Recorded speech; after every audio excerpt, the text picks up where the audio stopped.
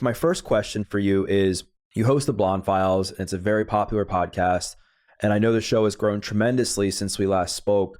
If you had to pick out like three of the biggest lessons that you've learned through your experience in hosting the show so far, what would they be? Oh my gosh. 3 things. You know that I always get tripped up when I have to do like 2 things, 3 things, 5 things. I think this happened last time. I was like, ooh, 3. I would say for sure the first thing would be consistency. Like, I think when it comes to trying to build anything, that's one of the most important things. And there have been so many times along the 4+ years that I've been doing the podcast where I've felt like things are stagnant. I've felt like maybe I was backsliding a little bit. You know, you constantly see what your peers are doing and feel like everybody is kind of surpassing you. And it's hard, but I would say just being consistent and being consistent through those times when you really do feel like you are stagnant, like you don't feel like doing it, where you giving up. I feel like the growth is on the other side of that. So that would be one thing. I've definitely learned how to listen better, I think. I don't know if you experienced this, but like when I listen back to episodes, I'm so critical of myself, which I think is a good thing when it comes to this job because I want to grow and be better. And there are definitely times when I've listened back and been like, why are you talking right now? You know, let the guest talk, that kind of thing. So that would be another thing. And what was the original question? How I've grown? Would have been like 3 things that you've, like 3 of the biggest lessons and things that have like helped you like since starting the podcast so far. So consistency, listening, and I feel like those are such kind of cliche answers. So what would be a third thing? No, you're good. We can just keep it to those 2. I mean, I think those 2 are really big things because I think like they're cliche, but not really, because I think that's like it's almost like an overlooked benefit of hosting a podcast. Like I've had people tell me, like, to your point, that like you're a great listener. And it's like, well, I haven't always been this great of a listener, but I know that if I interrupt my guests all the time, I'm not going to have good rapport with them, or I'm going to listen back to it, like you said, and I'm going to be super hard on myself that it's just going to make the job a lot harder than it should be. I will say this doesn't really pertain to the podcast, but it was kind of an unexpected outcome of hosting the podcast is it made me way more interested in other people just outside of the podcast itself. So when I started, it was such a counterintuitive thing for me to start because I am kind of an introvert. I'm not shy, but I enjoy being by myself. I get my energy by myself. If I'm out in a social situation, I usually hit a wall where all of a sudden, you know, my brain is just done and I can't talk anymore. And so I really had to push myself to do the podcast because, as you know, when you are the interviewer, you're constantly on, you're thinking about how to steer the conversation, and it can be really kind of mentally draining. But throughout the years, and as I got more comfortable doing it, it really made me crave those interactions outside of the podcast. So I became way more social, way more interested in other people, way more comfortable in social situations and like talking to people. So that was kind of an unexpected gift. And I guess a lesson that I got from the podcast that I applied to my regular life. What have been some subjects that you've become more interested in since starting the podcast that weren't as appealing to you before?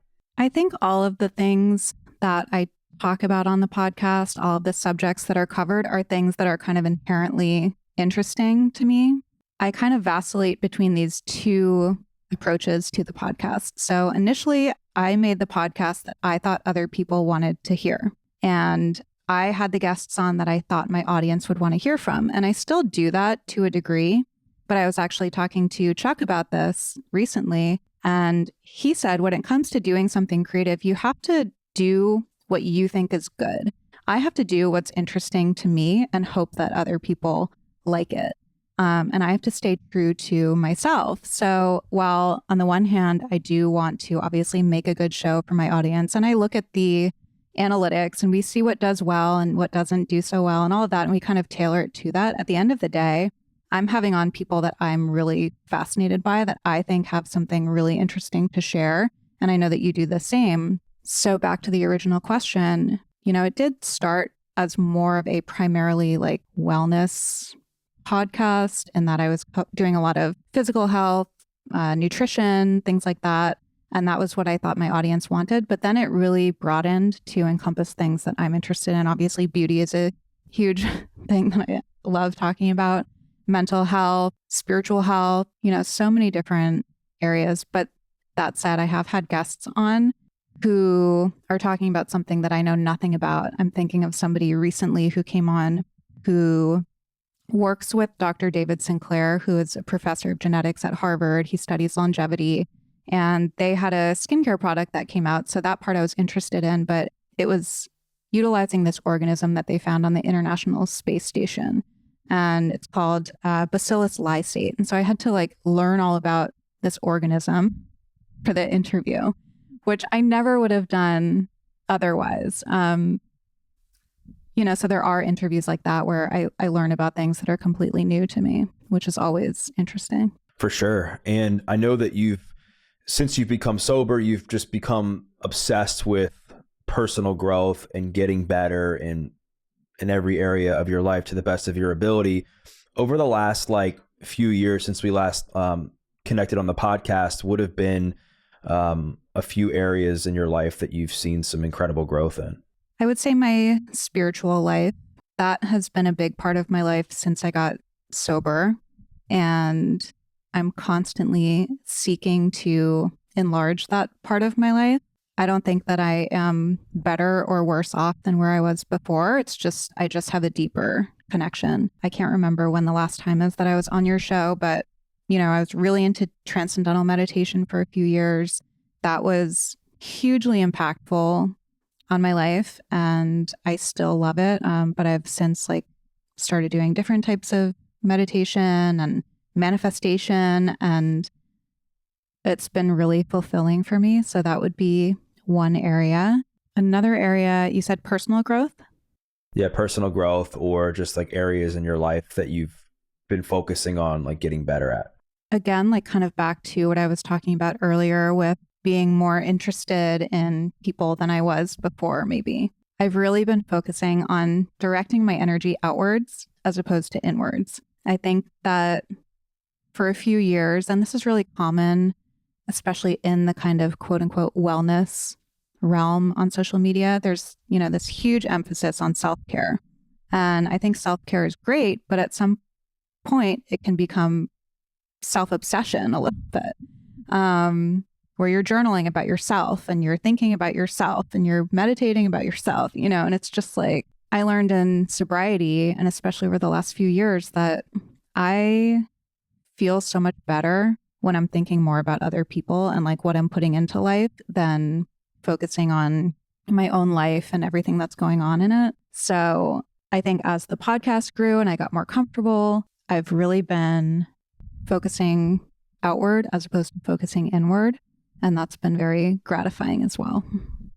You brought up a good point that like the pendulum has kind of swung the other way, in that, people talk a lot about self-love and self-care and being selfish and focusing on your needs, that I think a lot of times people forget that they still have to like communicate with other people. They still have to talk to, members of their family, and they still have to talk to their friends. They still have to like communicate with employees, like whatever the case may be. And it can't just be all about like you. Otherwise it's going to be a very narrow world. And I think also you become, slightly depressed because we're wired to be around other people. There's that saying like self-care isn't selfish. Self-love isn't selfish. And it's not. But it's like, how far are you taking it? I don't know about you, but my TikTok is all about self-care routines and the journaling and the gratitude. And again, like all these things where we're kind of focusing on ourselves. Somebody who's sober, who I talk to a lot about things like this, says, it's kind of navel gazing. Like you're just looking at yourself, and there's so much going on out there. And to your point, like the most fulfilling thing in my life, the most fulfilling area in my life are my relationships with my friends. Like I have such deep relationships with friends, male and female, from the last few years alone that are like so fulfilling. And I have to foster those relationships, and I have to push myself to go out and do things when I don't like doing them and, work on those. And that's not something that I get from meditating and journaling and green juicing and making TikToks and all of that. Speaking of self-care, speaking of spirituality and like just getting grounded, I know that walking has been very transformational for you. Talk a bit about what got you into walking more, and then some of the biggest benefits that have come from it. I got into walking when I started working with my trainer, Harley, a couple years ago. I mean, I've always walked. I walk the dog. I walk around the neighborhood.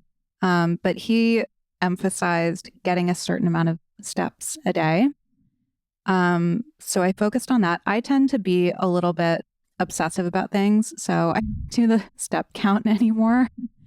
Only because like I can like hyperfixate, right? And I was like, I don't need to be getting this exact number. It's more about getting out there, doing the best that I can, being mindful about how much I'm being sedentary versus how much I'm being active and moving around.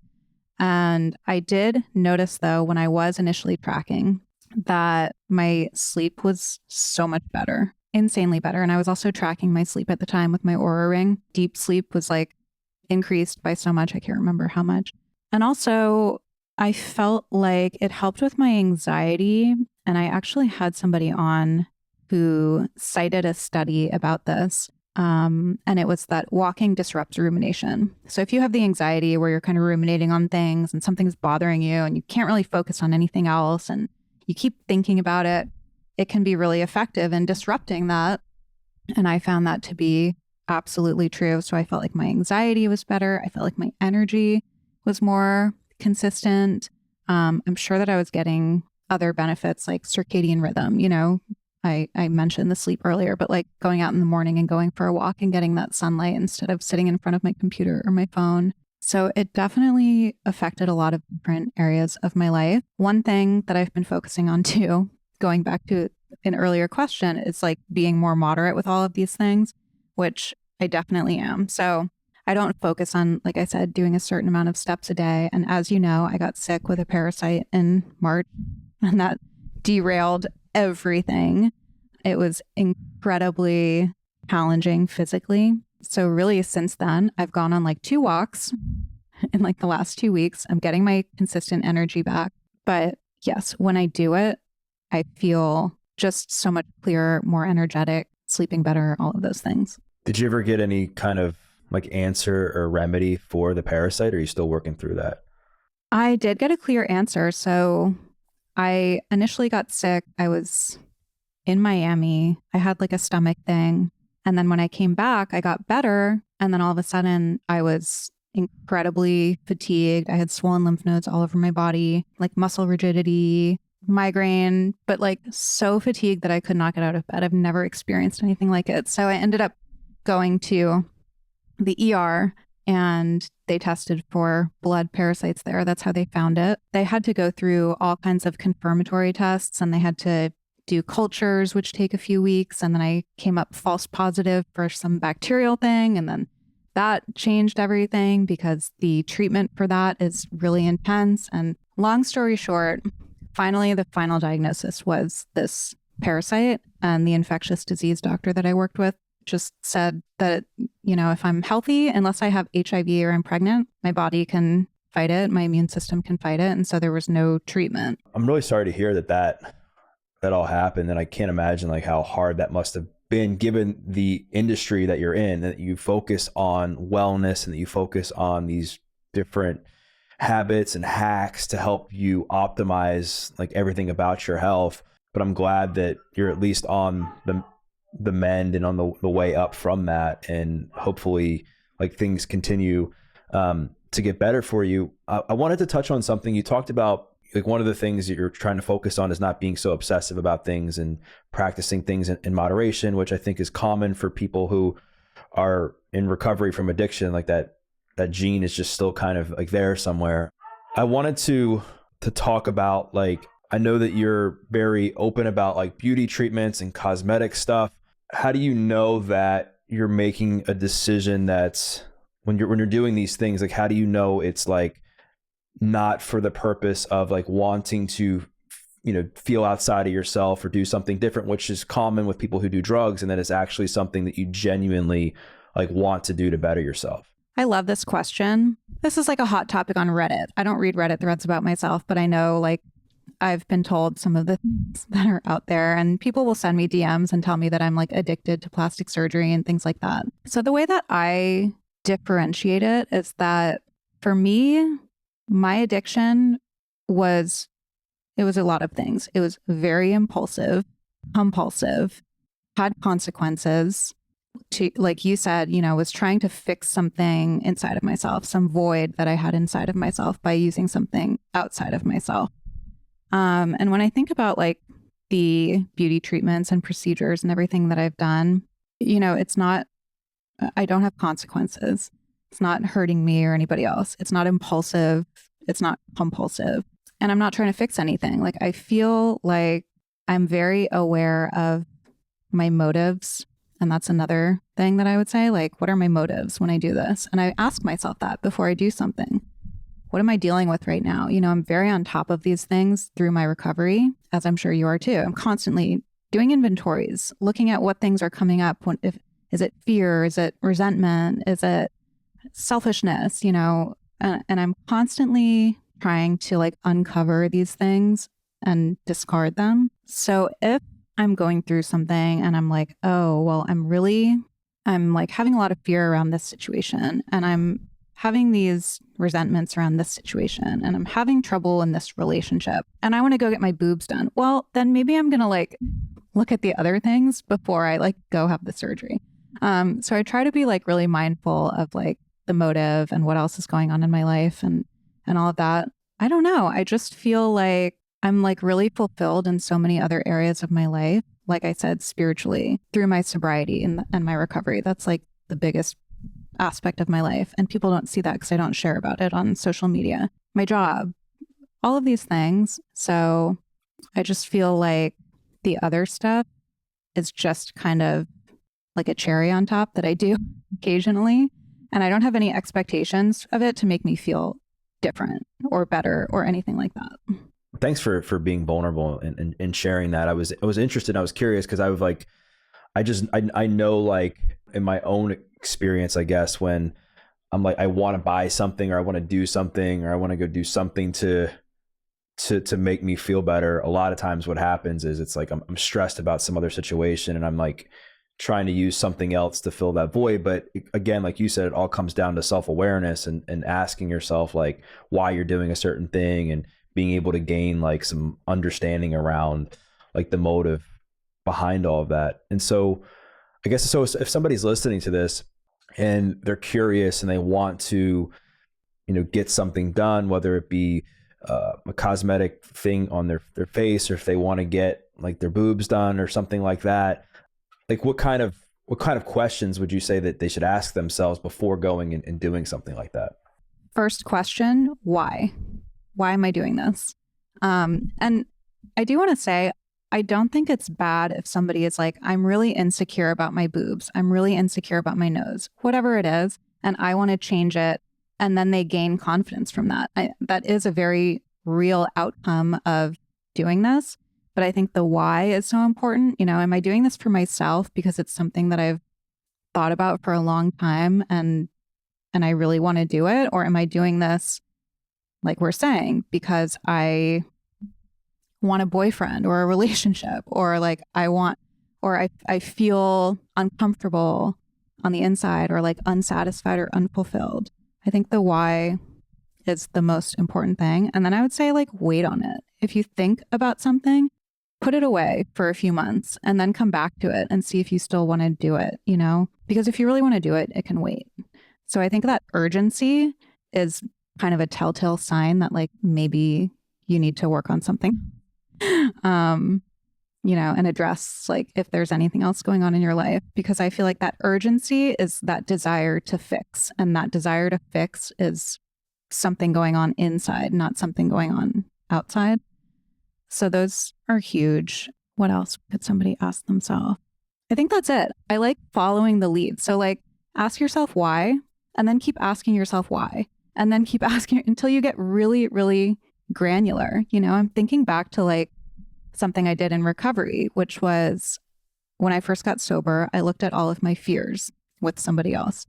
And she said, okay, so why do you have this fear? And I would say, well, XYZ. And she would say, but why? And I would say, well, because of da, da, da. And every single fear came down to dying alone. Like, you know, so it's like, how far back can you peel the onion to really like reveal your true motive, your true reason? I would say do that. But something that you were saying before, shopping, I will shop to fill the void. Like that is my thing. and I'm fully aware. Like I'll say it. I'll say to my husband, like, I'm going to fill this empty void that I have in my soul today and go shopping. Yeah, mine's shoes. Like I'll wear a new pair of shoes and my training clients are going to be like, you have more shoes than like me and my wife combined, you know, or something like, or me and my spouse combined. And I'm like, I know, it's just something that I enjoyed. My friend said she can always gauge where her spiritual fitness is based on how many Amazon boxes arrive that day. It's so true. But again, I think like a lot of that, you brought up a really good point that I think is really important to emphasize, in that a lot of times like doing things like some of the treatments you referenced, or even like buying a new outfit or buying a car, I think in many ways can like build like a level of confidence that's needed for you to sustain feeling better about yourself like long term. I mean, I think there's a big difference between doing like something a few times and knowing that that's going to, you know, help you gain confidence and build your self-esteem, versus just doing it like repetitively to where it becomes like an addiction, and that's like your crutch if you're feeling off and feeling poor about yourself. Yes, for sure. Yeah, and that's kind of what I was saying with like, well, yeah, you can fix something or tweak something about yourself that you don't like, or you just think you would look or feel better if you did it. Like, and you can feel happy with the outcome. You should feel happy with the outcome. Like, otherwise, what are you doing? But it's just like diminished returns, you know? It's like you can't expect it to change your life. Can't be the only thing in your life that's making you feel better. You have to have other areas, other things that you're doing that are, you know, filling you in some way. What would you say, or like maybe if you could just pick like one treatment out there that you found has been like really worth like doing and investing in, and maybe one that you see that's popular now that's a bit overrated? Kind of depends whether we're talking like minimally invasive or invasive, but I think overall, so many people focus on procedures and surgeries and Botox and fillers and all of that. But if you're not taking care of your skin, you're only going to get a certain amount of improvement from that, I would say. So I think like, and there is a big emphasis on skincare now and all of that. So I think just taking care of your skin, honestly, it's the best thing that anybody can do, because you can get a facelift, but like if your skin is not looking good, it's not going to look that good. So I think that would be what I would emphasize for everybody. And then if you are taking care of your skin, like these things can look really nice, like Botox, filler. I think that a lot of people fill when they should be lifting. So I'm not like trying to promote surgery necessarily, but I think a lot of people get like filler dysmorphia and they just keep filling and filling. And it's like, no, it's, you know, somebody needs to tell these people that like it's a surgical solution, not a minimally invasive solution. I do think this emphasis on rejuvenation and preventative Botox and filler and things like in people's early 20s is ridiculous. You know, when you're 20 years old, 22, like you can go out all night, you can smoke cigarettes and drink and sleep in your makeup if you're wearing makeup and eat like and do all these things and you still look amazing. Like that's part of the beauty of youth, you know? So just like enjoy that and don't start messing with your face, I would say. I totally agree with that. I think people are getting it like way too young now, and it used to be something that you would do when you started to see, I guess, some like wrinkles or you started to age a little bit, and it would be this thing that you could help kind of mitigate the aging process. And now it's become, like you said, this preventative thing where people are getting it, and it's like you can't even see their forehead move when they're like, barely 21 years old or whatever. Yeah, and I am a proponent of like doing some surgical things younger, because I think if somebody thinks that they are going to want to do these things as they age, then doing it before it gets to a certain point can be beneficial. If you're doing a facelift in your, say, early 40s, then you're turning the clock back about 10, 15 years. So then when you're 55, 60, you're going to look like you're in your early 40s. Instead of having to go in when you're like, say 60 and do this massive overhaul. So I think that rejuvenation, when you get to a certain age, that can be beneficial, but it's all dependent on what somebody wants their approach to be as they're aging. Like whenever I post about these things, I get comments that are like, can't we all just embrace aging and age gracefully? And I'm like, it's 2023. We have these incredible innovations and technology and everything like available to us. And aging gracefully for me is going to be different from aging gracefully for you. Like just like wellness, we all have different definitions of what wellness means to us. And so I think that you can do both. You can age gracefully, you can embrace aging and still want to look your best. And you hear a lot of people who are older say one of the hardest parts of aging is feeling youthful. And then you see yourself in the mirror and you're like, who is this person? So I hear a lot of people say like they want their external facade to meet their internal, like how they feel. Why do you think there's such a stigma against like the cosmetic stuff? Like I think I just see that a lot, and obviously we've talked about some of the negatives from it, but like why do you think that people like there's so many negative comments, I guess, towards you and others about it? I think it's varied. I think some of the comments are just insecurity, somebody's own insecurity. I think all of them actually stem from insecurity. I'm thinking about like leaving a comment like that on social media. I wouldn't be leaving that comment unless I feel like something is lacking or like it's kind of a projection. So yeah, I think also like people just get very dogmatic about their beliefs, and to one person, maybe they choose to age by not doing any kind of interventions. And then they see somebody who does and they disagree with it because it's not their way of doing it. And so I don't know, but it is kind of fascinating to me and it's still so taboo. And that's partially why I talk about it, because these things are so common now. And again, like I'm not promoting it, but I do think people should know what's out there and what's available, especially when there's so much deceptive marketing. And I just try to be forthcoming about it. Yeah. And you brought up like skincare and how that's really so paramount when it comes to like the way you look, and a lot of these treatments won't really be as effective if you don't take care of your skin. Like what are some of your best practices and making sure that you take care of your skin health? Sunscreen for sure. Somehow this is another controversial subject. Yeah. Sunscreen. Who knew? But when it comes to aging skin, sunscreen is important. And I do know sun is good for us, vitamin D, sun exposure, but like be smart about it, right? So sunscreen is number one. Hydration is huge. Sleep is huge. Good nutrition is huge. I can do all of the topical things, but if I'm dehydrated and I'm not sleeping well, and maybe I'm not eating very well, like that's going to show up on my face. I can tell. I can see pictures and I can see videos of myself and know like how I was hydrating and sleeping and all of that just based on seeing it. And then when it comes to topical things, I have a pretty lengthy skincare routine. But I think really any expert would tell you sunscreen, cleanser, vitamin C, retinol or a retinoid, and that's really it. So you can keep it really simple. Keep it simple. And yes, and bring it down to your tits.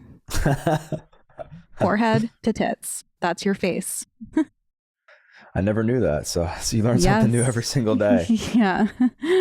It's funny. I got sent some skincare stuff, and I was messing with one of my friends who's a girl, and I was like, should I do like a get ready with me video, like as a joke, and I was like, it was like eye serum, and I was getting ready to like put the whole thing on my face. She's like, that's just for your eyes. It's not. And I was like, I guess I better like read into like more about how to do this, because I just started taking better care of my skin, because I thought that I was just doing a good job by using like basic face wash and getting a facial every month or two or whatever, and that I was That's good. pretty good. Is it? Yeah. I don't know any guys that get a facial I don't even get a facial every month. That's very impressive. It's maybe like every like month and a half, 2 months or so. I Still. get it. But it's more because I guess like I don't use like product on my face, and I don't like do a lot of other things for my skin, so I just use it as a way to justify like, all right, I'm on camera, I try to like make my face look good, I will break out if I'm like stressed or something, or if I sweat a lot as well, just being a trainer too, that I just know my skin, my face has to be like dirty beneath the surface. Mm-hmm. That's very impressive. I think if you're washing your face and you're getting a regular facial, like that's all you need to be doing. Guys are lucky. It's totally different. Like I feel like women, we're blessed with very fluctuating hormones and all these things that really affect our skin and show up. And yeah, so I think you're doing okay. Well, thank you. I mean, I will say, speaking of the confidence thing, I feel way more confident if I like wash my face and I, do like the cleansers or whatever, and then the masks and everything else like on top of it to like moisturize my skin and like clean out a lot of the stuff. I can definitely notice like a difference when I do it versus when I don't do it. Because sometimes when I don't do it, like it can look like you just rolled out of bed at times, at least in my experience. And that's what I was saying before. Like it can be great, the confidence that you get from doing these things, like I think of my breast augmentation that I did last year. I never cared about the size of my boobs ever. I like small boobs. I like to wear like high fashion stuff and, low cut without looking like a Tatiana. Like it's not my vibe. And I always just said when I get to a certain age, like I want to lift because I'm skinny. And so things like start dropping. And that time was last year. And I went into it just wanting to get a lift. And then my doctor suggested like a small implant. No expectations of feeling more confident or anything like that. And I always talk about like how it unlocked this whole new level of confidence that I didn't even know like I was lacking. And it's not conditional. Like my boobs went away tomorrow, like I wouldn't be, depressed or anything, but it's an outcome that I wasn't expecting that I really enjoy. So like if you're doing any of these things, whether it's a surgical procedure or like a minimally invasive procedure or just skincare, like it's okay to be happy with the results that you get from that. Like it doesn't mean, I don't think, that you're turning to something outside of yourself to feel better, but it's just like kind of a byproduct of doing something, and in your case with skincare, it's like you want to take care of yourself and this is your job and you want to present well. And I think that's all okay. I agree with you 100% on that. I just, I think that obviously there's a fine line, like we kind of talked about, where it can't be like conditional that whenever you're feeling a certain way, you go do something, but there definitely is certain things you do in your life from a cosmetic perspective, like you just said, or me taking care of my skin, that will boost your self-confidence, that will allow you to like just continue to be motivated to work on yourself and to better yourself and to be like, have your and then just feel good on a day-to-day basis. Same with working out. I mean, we work out to be healthy and all of that and have energy, but like a byproduct of that is usually like a change in your physique, right? And you can gain a lot of confidence from that. Same thing with eating healthy. We eat healthy because we want to be healthy and have energy and all of the things. But that can also have, the outcome that your body looks a certain way. Like, and you can be happy with all that. I just don't see much of a difference. Like, we get our hair done, we get our nails done, all of these things. Like, I don't know. I just think like people ignore those things and hyper focus on cosmetic procedures. Not to make this whole episode about that, but it's not so different from training and lifting weights to look a certain way or whatever. But yeah, I think to your point earlier, it all comes back to the why, right? And like, I think if you're doing these cosmetic treatments and these beauty treatments because you just genuinely are already fulfilled with yourself and you just want to do it because you just believe it'll just add something to your life that will lead to you feeling better about yourself long term and all these other things, then that's obviously great. And the same thing with like working out, that if your why is to work on your physique, get stronger, improve your overall health, feel better about yourself, improve your mood, your self-confidence, then I just think that there's nothing wrong with either of those two things, as long as it's not like the fix for every problem that comes up in your life. Exactly. Mm-hmm. So I know walking was like a big wellness addition to your routine, consistent walking, I should say, and tracking steps and how it's like helped you to optimize your mental health, your mood, and stuff like that over the last couple of years. What's like the current thing in 2023 that you found has been a great addition or something that you've really been focusing on when it comes to your wellness? Well, since I did have that parasite disruption, just as I was getting back into a groove too with walking and Pilates and training and all of that, I had to figure out other ways to practice wellness, I guess. I got really into cooking again this year, which was great. I was starting to rely really heavily on like takeout and things like that. And there's nothing wrong with that either, but I could definitely feel a difference. And it's not just the food itself, but it's the act of getting groceries and thinking of a recipe to make and preparing the food and cooking. And it's like hours where I'm not on my phone, usually, unless I'm like filming it. And I'm just doing something that I genuinely enjoy, which I think we're all kind of losing sight of, especially when everything can be content. So not only do I feel better physically, I feel better mentally too when I do that, where it's a certain time of day, I'm done with work, I'm going to take the next 2 hours to prepare and cook this meal. And it's just been so beneficial with boundaries, with work and everything. So that would be one thing that carried over. And then, like I was saying before, kind of switched the type of meditation that I did. I don't know if you're familiar with Joe Dispenza. I got very into Joe Dispenza. His voice, though, like some of his voice during some of his meditations. Yes, I know. I was like, why is he yelling at me? I found a video where he was talking about why he did that. And they said that they did studies where they would look at people's brains during the meditations. And the more that he could disconnect from himself, the deeper the meditation people had. So when he kind of sounds like this robot almost, very flat, even tone, he's talking like that. People had a deeper meditative experience, which kind of makes sense. And I don't agree with like every single thing that he talks about, but when I did his course, I did his formula course online, kind of right around the time that I got the parasite. So I was like in bed, had nothing going on for me. And I was like, I'm going to, do a deep dive here. It all just kind of clicked, it was what I needed at that time. And at this time in my life where I was kind of feeling stagnant with TM, I was feeling a little bit self-obsessive, and there were just other things going on in my life. And his approach just really made sense to me. And so this idea of not only thinking about what you want, and I do his morning meditation. So you can find that one on Spotify. It's 24 minutes. He doesn't do the weird voice, so he's not like yelling at you. It's not distracting in that way. He talks about like who do you want to be? That's how I think of it. Who do I want to be? What is my vision for the future? And then look at myself from a bird's eye view and who do I not want to be? And it's this way of like just seeing very clearly who I want to embody, like what I want to do in that day, how I want to show up, who I don't want to be, and then what is my vision for the future.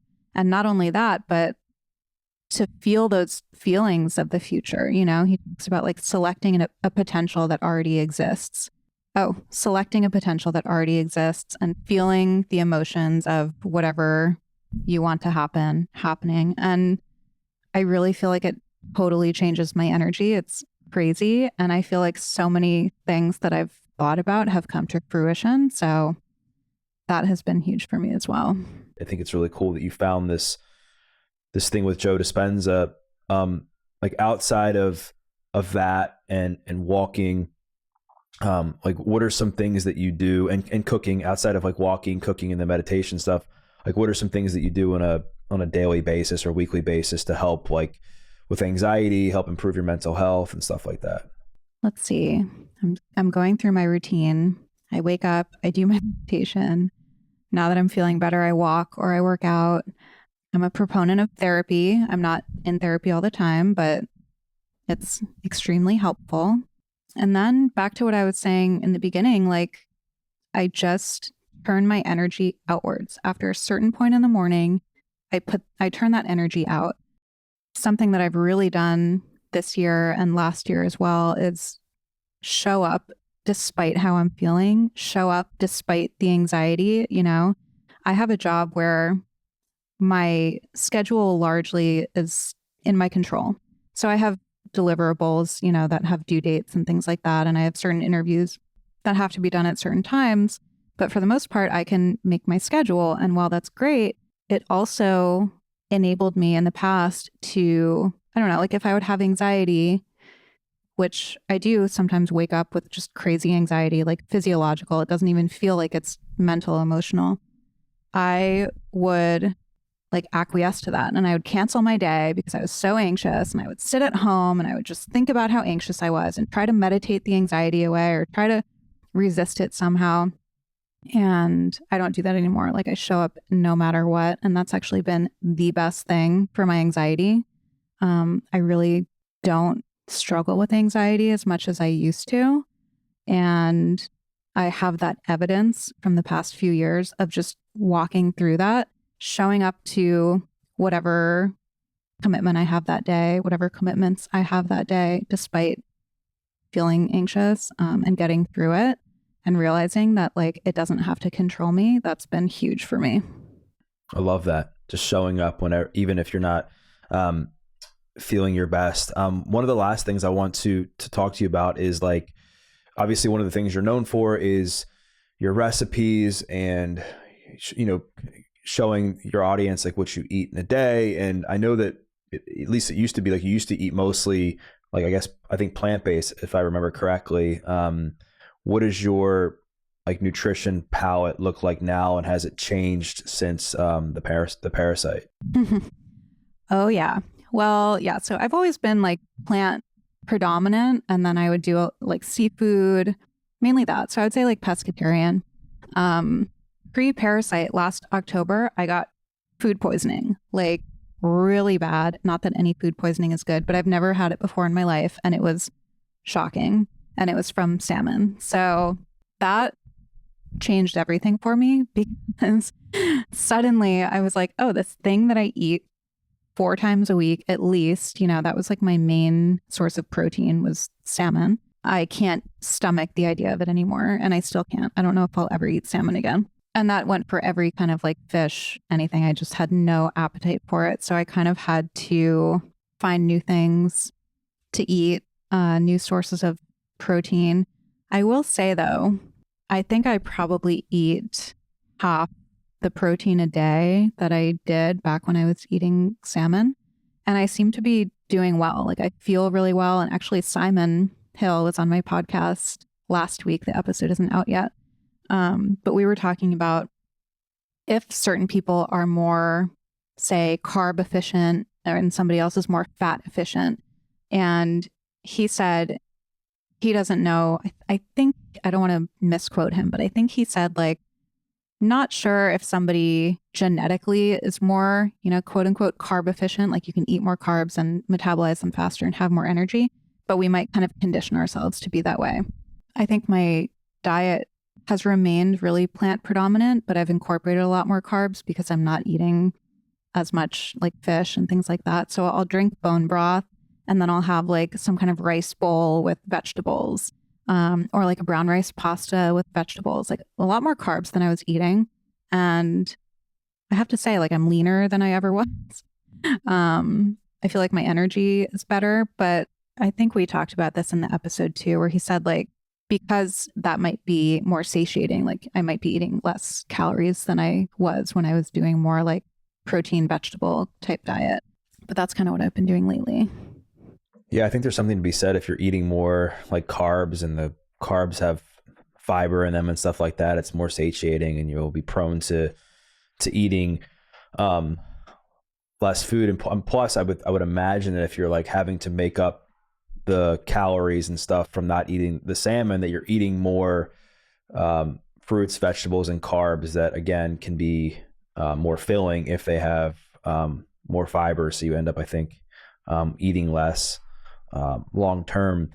What's been a recent recipe that you've made that you've been super excited about that that your audience has loved as well? So there have been two recently. There's the yogurt. I don't know if you saw this, protein yogurt with this like chocolate shell. Have you seen that yet? The yogurt cup. That was huge. And that wasn't my original recipe. I saw it online, but I kind of tweaked it to make it plant-based. I used Kalina coconut yogurt, which is like the best consistency in my opinion. It's not watery like a lot of plant-based yogurts. It's really thick. So I mixed that with a scoop of vanilla protein powder. So it kind of tastes like cheesecake. And then I just melt just a little bit of chocolate, pour it on top, crush some pistachios, add a little sea salt, put it in the freezer for 15 minutes. And then when you take it out, it has like this kind of hard chocolate shell. And then it's, depending on how much protein you use and what kind of yogurt, if you use Greek yogurt, it could be 30 grams of protein just in that one thing. So that's been great. And then to the carb thing, I've been making this pasta like non-stop. I really got to start making something else because I make brown rice pasta with kind of crispy sauteed kale and sauteed cherry tomatoes, black olives, and like a plant-based ricotta. And it has a chokehold on me. It's like I don't want to eat anything else. It's so good. And I always am mindful of like heavy on the plants and like not, I'm not trying not to eat carbs or anything, but the more fiber and plants that I can get, the more fiber ratio to like pasta ratio. I try to be like, pretty mindful of that, but it's really satiating. It's so good. You can eat it hot or cold. So you can like prep it and it lasts. If you want to add some like turkey meatballs or meatballs to it, like that would be really good. So I've been making that a lot too. That's awesome. I'm actually going to have to try that pasta recipe. It sounds so good. It's so good and so simple. That's another thing. It takes 15 minutes to make the whole thing. I'm all about efficiency. Yeah. I'm going to have to try. I mean, I might actually go try that tonight because I'm like, I was actually trying to think of like what I was going to make for dinner. That just might be what I make. I might add some like grilled chicken or something to it just to. That would be so good. Get some more protein. Yeah, I drink bone broth before. So I get these, I can't remember the brand, but it's 16 grams of protein per serving. And I have 2 servings and I drink it before I eat. And I feel like it's really good for my gut health. And I feel like it's also good because, again, like I don't want this to come off wrong. Like I'm trying not to eat a lot, but like when I have that before I eat, I'm already kind of like satiated in a way before I'm sitting down to eat. So I'm not sitting until I'm like overstuffed and like over full. Like it just kind of helps in that way too. Now people are going to think I'm like Gwyneth Paltrow, like drinking the bone broth and fasting and everything. What did you think about that whole thing? I don't know if I heard you, I don't think I heard you talk. Like, what did you think about like how people came and just crushed her online? I mean, I know that you're in we're all in the similar space where we're trying to come out with content that helps people to the best of our ability without like necessarily making somebody feel less than. What did you think about that situation? I think she's an easy target. And I think the response was blown out of proportion, and I think it was taken out of context, which, as you know, like having a podcast happens all the time. And I don't think there was anything wrong with it. So just disclaimer, I didn't listen to the whole thing, but I'm pretty sure that it was, she wakes up in the morning, she drinks her coffee or something, she fasts until like noon or something, and then she has bone broth, and then she does her sauna, and then she has like a paleo dinner. I mean, it's Gwyneth Paltrow. Like, what do you expect from her, first of all? Second of all, it's not like that unhealthy. Like, again, what I was saying earlier, wellness for me is different from Gwyneth Paltrow's version of wellness, is different from your version of wellness. If that's what she does that makes her feel her best, great. And I think that there is this thing where like a male can talk about fasting for longevity for 3 days, or 7 days, or water fasting, or not eating until dinner, eating one meal a day. I think when it's a woman, especially when it's someone like Gwyneth Paltrow, it's labeled as diet culture. So I just think it's like there's a lot of hypocrisy there. So yeah, I thought it was a little ridiculous. Yeah, I agree. I thought it was a bit like blown out of proportion, because I think, again, it's like you never want to judge a book by its cover. Again, what works for her doesn't have to work for you. And I think just being able to have the self-awareness and the perspective on that, I just think is so important when you're consuming content, when you're listening to podcasts. Like, I don't think the goal of listening to a podcast is to just take everything somebody's saying and just applying every single thing to your life. It's like, all right, like I align with this, I don't align with that, I resonate with this, I don't resonate with that, and then you like figure out like where that all fits into your life and where you're at in that certain level of your life that you're trying to improve upon. I mean, I don't think it has to be this thing where you're just taking everything that your favorite podcast host or influencer or celebrity says and just applying every single thing and just expecting to live the same life as them. Yeah, I got a comment on TikTok like yesterday or today.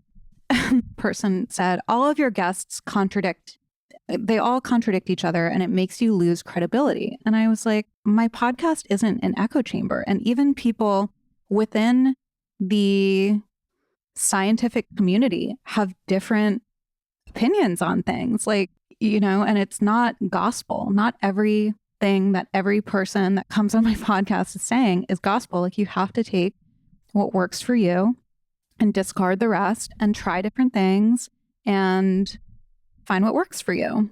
Like, there's so many other things that come into play, like bioindividuality. I mean, if I didn't eat till noon, I would be starving and like angry and tired and stressed, like it just wouldn't work for me. But if it works for somebody else, like, great, do it. It's just like, I think people we're in this culture where we're getting, not us necessarily, but like people are getting dopamine from engaging in this way on social media and tearing other people down and connecting with other people through their dislike of somebody else, which is like very futile, I think. Yeah, I mean, negativity sells, right? Unfortunately, and drama and stuff like that. So like, what's your, I guess just putting a bow on this, like, what's your advice to somebody who consumes your content or somebody else's content so that they don't like fall into this comparison trap or thinking that they need to like, imitate the same lifestyle that whoever they're following is doing? I always say to take what you see online with a grain of salt. You never know what's really going on in somebody's life. So that's like when it comes to the comparison aspect, at least, I just really would encourage people not to compare themselves to the people that they follow online. And I can only speak for myself. Like, I know the things that I was doing, like I've talked about in this episode, 3 months ago don't work for me now. And the things that I was doing 3 years ago don't work for me now. And it's like it's a constant evolution, constant trial and error. At least for me. I know some people can be like, I eat the same thing every week and I do the same workout and I'm regimented and I'm disciplined and that works for me. That's not who I am. So I just really encourage people who are following me or following anybody out there who they are maybe wanting to like emulate or listening to my podcast guests, you know, take what resonates with you and leave the rest. Like there's a saying in recovery too, which is like, now I can't remember it, of course. But it's about like what you hear, you know, and it's like, it's the same thing. It's find the similarities, not the differences. And so I think that you can apply that as well here. Like find what you relate to and find what resonates and discard the rest. And if it seems like, you know, if you're listening to Gwyneth Paltrow's wellness routine and that seems completely unrealistic to you, fine, like don't do it. You know, do what you think is going to feel good for you and feel sustainable for you and bring enjoyment in your life. Because at the end of the day, like wellness should feel good. It shouldn't be making you miserable.